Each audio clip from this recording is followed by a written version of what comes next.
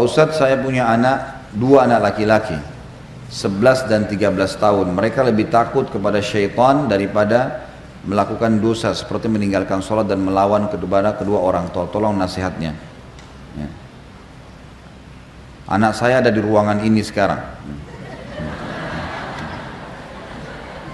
Tentu saja bagi si ibu satu hal yang positif saja kalau mengingatkan anaknya, dan bagi anak tentu kita nasihatin ya. Pertanyaannya, kalau umurnya seperti ini berarti umurnya seperti anak saya juga nih ya. Jadi saya mengingatkan seperti saya mengingatkan anak saya, untuk apa tidak bakti sama orang tua, untuk apa tidak sholat, untuk apa tidak melakukan ketaatan-ketaatan. Dan itu satu sisi ya. Padahal sebenarnya semua ibadah, saya pernah jelaskan ini, semua ibadah itu kalau dikerjakan pasti membuat ketentraman jiwa. Seperti misal, nggak ada orang habis sholat lalu dia sumpek, nggak ada. Nggak ada orang habis majelis ilmu begini lalu sumpek, nggak ada. Yang ada semangat berbuat baik, gitu kan? Takut berbuat dosa, itu yang ada. Jadi lebih baik. Nggak ada orang yang berbuat ketaatan termasuk bakti dengan orang tua, termasuk bersedekah, termasuk baca Quran, dibenci oleh masyarakat manusia, nggak ada. Jadi Allah perintahin, dijanjikan pahala yang besar, di mata manusia juga disukai. Nggak ada orang yang bakti sama orang tua lalu dibenci sama orang, itu tidak ada. Dan ada hadis Nabi Muhammad SAW, dengarkan baik-baik anak-anakku, ini kalimat yang penting sekali. Kata Nabi SAW, jagalah kehormatan, kesucian, kemaluan kalian, maka Allah akan jaga kehormatan, kesucian, kemaluan pasangan kalian. Dan berbaktilah dengan kedua orang tua kalian, maka Allah akan karuniakan kalian anak yang berbakti dengan kalian. Jadi jangka panjangnya adalah, kalau sekarang bakti dengan orang tua, nanti Allah kasih anak yang bakti dengan kita.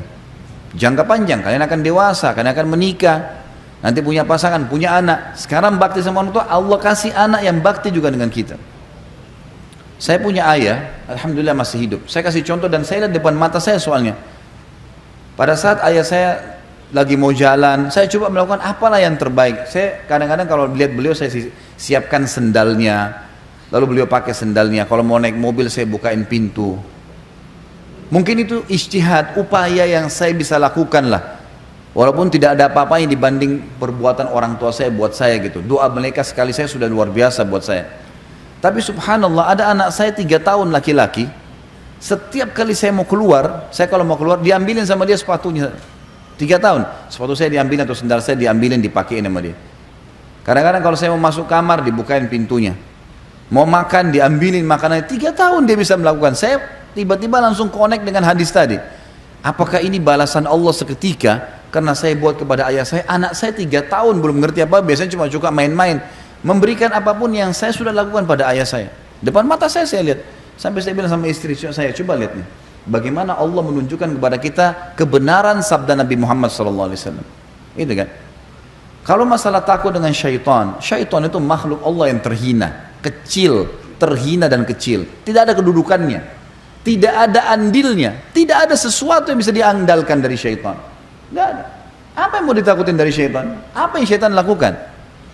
Kalau syaitan bisa menguasai kita teman-teman sekalian, maka tidak ada di antara kita yang bisa duduk di sini. Tidak bisa minum, nggak bisa makan. Syaitan akan susahin dia, karena syaitan penjahat kan. Tapi syaitan buktinya nggak bisa buat apa-apa, kita bisa makan, kita bisa minum, dia cuma membisikkan saja. Dan Allah mengatakan dalam Al-Quran, A'udzubillahi minasyaitonirrajim, fala takhafuhum wa khafuni in kuntum mu'minin. Jangan kalian takut pada syaitan dan hanya takut kepada saya kalau kalian benar-benar beriman. Nggak ada yang perlu ditakutkan dari syaitan. Makanya khusus untuk ini, ibu yang bertanya dan anak-anaknya bisa baca buku judulnya Jangan Takut Syaitan, terbitan Pustaka Tazkiyah, satu penerbit dengan buku yang sedang kita bahasin, lebih tipis saja. Situ dijelaskan siapa itu syaitan, kenapa kita tidak perlu takut dengan syaitan, apa langkah-langkahnya menyesatkan manusia. Nggak ada perlu ditakutkan.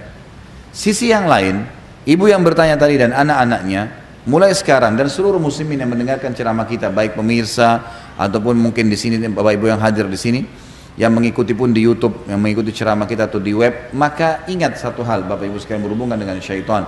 Syaitan itu makhluk Allah terhina, tidak ada yang perlu dikhawatirkan dari mereka, dan syaitan hanya bisa membisikkan saja, tidak lebih daripada itu, tidak lebih daripada itu.